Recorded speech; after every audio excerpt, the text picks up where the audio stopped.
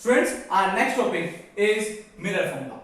That is one of the most important topic of this chapter, mirror formula. Now, what is mirror formula? Mirror formula is a relationship between object distance, image distance and focal length of a mirror. सबसे पहले मैं समझाता हूं, पहले इनको indicate कर देते हैं. U से मैं इंडिकेट करूंगा ऑब्जेक्ट डिस्टेंस को, V से इंडिकेट करूंगा इमेज डिस्टेंस को और F से इंडिकेट करूंगा फोकल लेंथ ऑफ मिरर को, फोकल लेंथ ऑफ मिरर. ठीक है. अब जो मिरर फॉर्मूला है वो हम क्या लेने वाले हैं, वो क्या है? It is a relationship between image distance, object distance and focal length of the mirror. Image distance, object distance और फोकल लेंथ के बीच का रिलेशन, ये वाला रिलेशन क्या कहलाता है? Mirror formula. क्या कहलाएगा? Mirror formula. ठीक है. इसको एज इट इज याद रखना है, ये न्यूमेरिकल में यूज होगा. इसके बेसिस पर हम क्या करेंगे? न्यूमेरिकल्स सोल्व करने वाले हैं. ओके. तो इसके बाद हम जो नेक्स्ट टॉपिक करने वाले हैं वो क्या? मैग्निफिकेशन. मैग्निफिकेशन क्या होता है? मैग्निफिकेशन जैसे वर्ड ही बता रहा है कि मैग्निफिकेशन की ऑब्जेक्ट कितनी मैग्नीफाई, कितनी बड़ी है. और मैग्निफिकेशन होता है कि ऑब्जेक्ट कितना, जो इमेज है वो कितनी बड़ी है या कितनी छोटी है. ठीक है. तो मैग्निफिकेशन क्या होता है? मैग्निफिकेशन जिसको हम स्मॉल m से रिप्रेजेंट करते हैं, it is a ratio of image height to the object height. It is a ratio of image height to the object height. ये क्या है? Image height. इमेज हाइट और ऑब्जेक्ट हाइट का जो ratio है वो क्या है?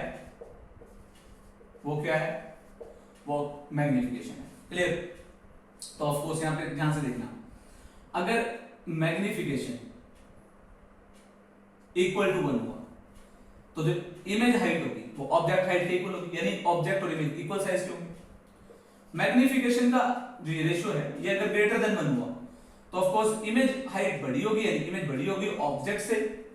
और मैग्निफिकेशन अगर लेस देन 1 हुआ, उसका मैग्नीट्यूड अगर लेस देन 1 हुआ तो इमेज हाइट लेस होगी ऑब्जेक्ट हाइट से, है ना. तो ये इंपॉर्टेंट केस है, ये ध्यान रखना. इसमें एक चीज और ध्यान देने वाली है, मैग्नीट्यूड की बात कर रहा हूं मैं, सिर्फ मैग्नीट्यूड. ठीक है. अभी समझाऊंगा मैग्नीट्यूड और साइंस से क्या रिलेशन है. अब मैग्निफिकेशन का जो मैग्नीट्यूड है उससे हमें हाइट ऑफ इमेज और हाइट ऑफ ऑब्जेक्ट के बीच का रिलेशन पता चलता है. इसके अलावा मैग्निफिकेशन का साइन नेगेटिव हो या पॉजिटिव हो, इमेज के नेचर को बताता है. कैसे? मैग्निफिकेशन का साइन अगर नेगेटिव है तो इमेज क्या होगी? इमेज विल बी रियल, और रियल होगी और इन्वर्टेड होगी. रियल इमेज हमेशा इन्वर्टेड होती है ना. मैंने रे डायग्राम में भी देखा है. अगर मैग्निफिकेशन अगर पॉजिटिव आ रही है तो image will be virtual and erect. Image क्या होगी? Virtual erect. तो मैग्निफिकेशन का साइन हमें ये बताएगा कि इमेज रियल है, इन्वर्टेड है, वर्चुअल इरेक्ट है. और मैग्निफिकेशन का मैग्नीट्यूड ये बताएगा कि इमेज बड़ी है या ऑब्जेक्ट बड़ा है. ठीक है जी. अब इन चीजों को थोड़ा एग्जांपल से समझते हैं. सपोज करते हैं एक मिरर की मैग्निफिकेशन है +2. ठीक. यहाँ पे साइन के मायने अलग है और मैग्नीट्यूड के मायने अलग है. मतलब क्योंकि मैग्निफिकेशन क्या है? पॉजिटिव है. मैग्निफिकेशन क्या है? पॉजिटिव है. तो it means image will be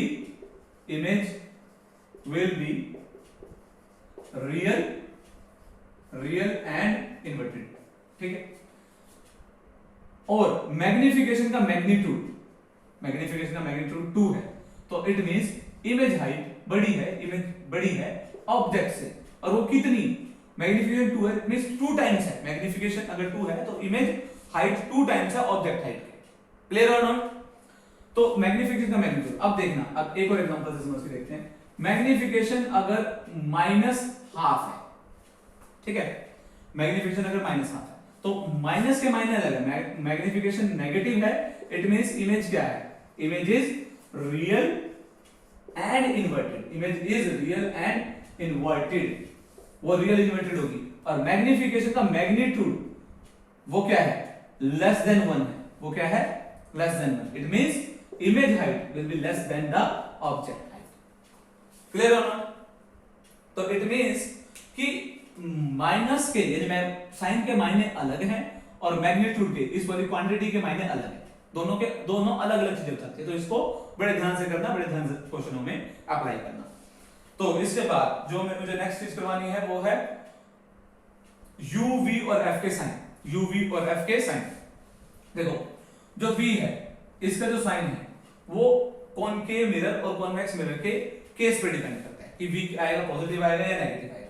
but u और f के बारे में हम सर्टेनिटी से बता सकते हैं, इसलिए मैं u और f के बारे में बता रहा हूं।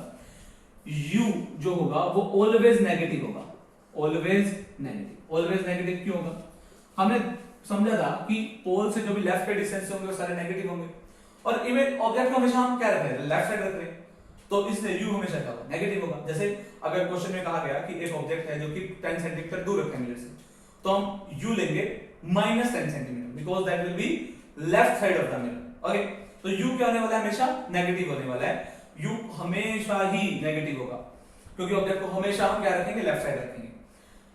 f की बात करते हैं, जो कॉनकेव मिरर होगा, कॉनकेव मिरर जो क्या होगा, कॉनकेव मिरर, उसके लिए जो फोकल लेंथ होगी वो हम क्या लेंगे, नेगेटिव।